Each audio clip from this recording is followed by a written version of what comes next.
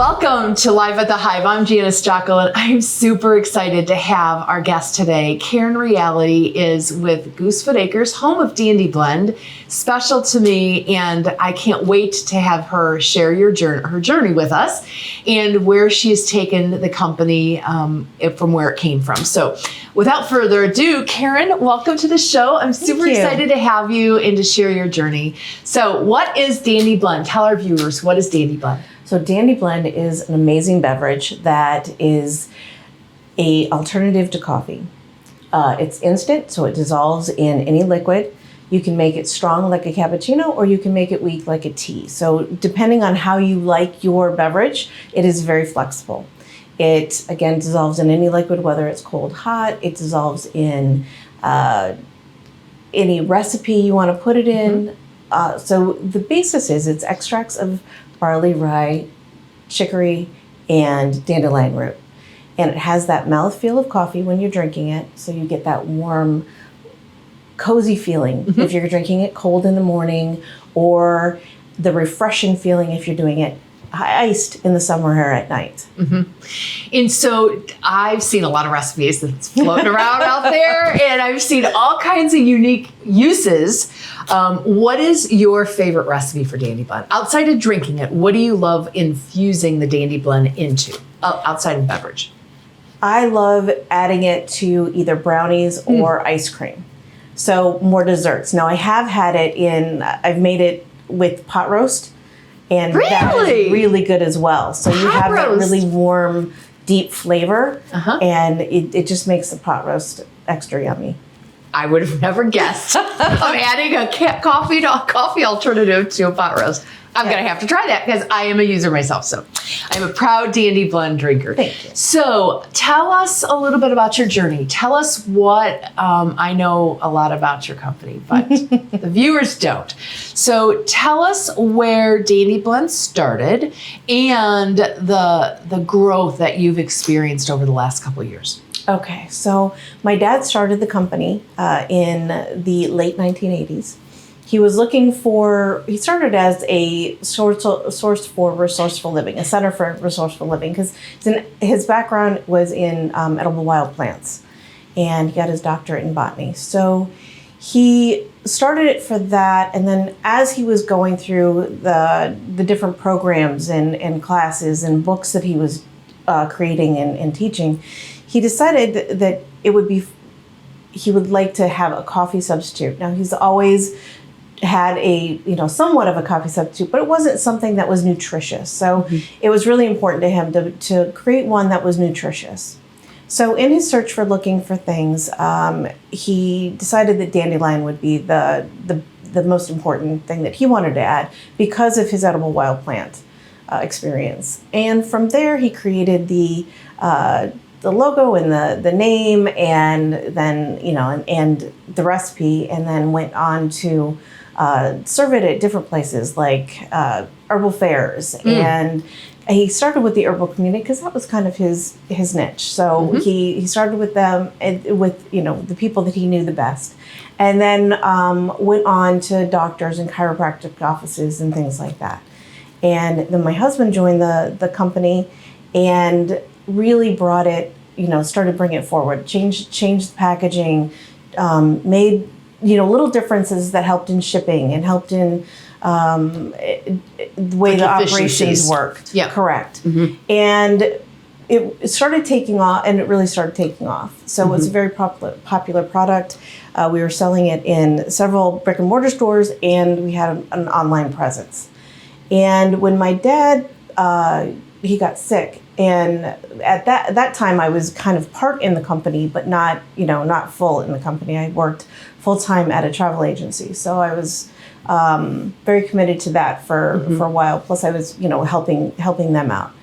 And in my journey in the last few years with Goosefoot Acres and D&D Blend, when my dad passed, I came on board full time and really started doing what I did kind of at the travel agency. I looked at the at the website, looked at the technology, looked at the different things that we could do to continue moving forward and making the company as better. Not that it wasn't great, but just making it better and improving and growing. And that's kind of where my wheelhouse is to look at things and say, okay, what can we do to tweak it, make it a little better. So we've done the website twice. So we moved it. But it looks amazing. Yes. So we redid the website, and then a few years later realized that, technology moves fast. Yeah. So we had to redo that. Plus we decided to change, make the whole experience easier and more fluid. So whether, so when you come to the website or you're ordering on the phone, either way, everything goes through that one process. And it goes just fluently to our accounting and to our shipping. So, it's just an easier transition. Well, from a customer experience, I always say we should have one touch, right? So when the client comes to your website, if they can order quickly and they can get their product within a couple days, their experience is that they're going to come back over and over again. And your clients love your product. Absolutely love your product. And so let's talk about your clients. So who are your segments of your customers? Who do you think the two segments that you market to? Well, we have wholesale and retail. I think the wholesale companies are wide. We're all across the country, plus we're in Canada. And then we do have a company, IRB, that ships all over the world. So, we're just blessed on all the people that have come to us, because usually we get our partners through a phone call that says, hey, I love your product. What can I do to help you? Or I have an idea. How can I help? Are you open to this avenue? And so we're very blessed in that way, that people do love our product and want to help us grow, whether it's brick and mortar stores, whether it's retail, or whether it's just our PR team, our companies like yourself, that really are helping us grow. And that's really what I'm the kind of person that doesn't want to take everything on myself. I would rather have, people grow and help and really use their talents to make our company stronger. So you have a couple people in your company. You're lean but growing substantially, and you've got a young lady who, let's talk about her. She stepped outside of where she was, and she's now in a really strategic role. Let's talk about that. So my daughter Gina is amazing. I can't tell you how blessed I am, because I work with family.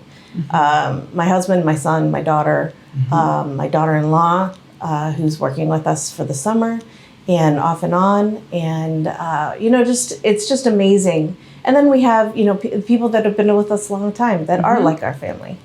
So my daughter, Gina, she has stepped up and is now managing our sales staff. And she's doing a great job. So she's got her arms around that and is really working with them in order to make their jobs easier, make sure they have the knowledge that they need and the tools that they need in order to do the job. So tell our viewers words of wisdom. We're going to end with one word of wisdom that you want to share with a lady who maybe just teetering on, do I want to take the leap of faith of starting a company or buying a company? We're all about empowering women and getting them to the next phases of their life, whether it's buying a business, birthing a business, whatever that looks like. Share with our viewers today one piece of advice that you would give as somebody that may be teetering on wanting to start a business or buying a business. What would those words of wisdom be? Oh, wow. There's so many things to say about that. I would say, okay, my dad had a saying, it's not what you gather, but what you scatter, which is kind of a weird kind of thing, but that's one of the sayings that he had, and it was written on his computer. And in my mind, it's if you start a business, it's what you're giving to others that really matters. And just keep in mind that do it for the right reasons. Do it for the reasons that you want to help people, you want to get your wonderful product or your services or whatever it is out there, but make sure that you are looking at the whole picture, not just how much you can make, but how much you can give. And that way you'll get back way more than you give. Wow. Karin, thank you very much for being a guest with us.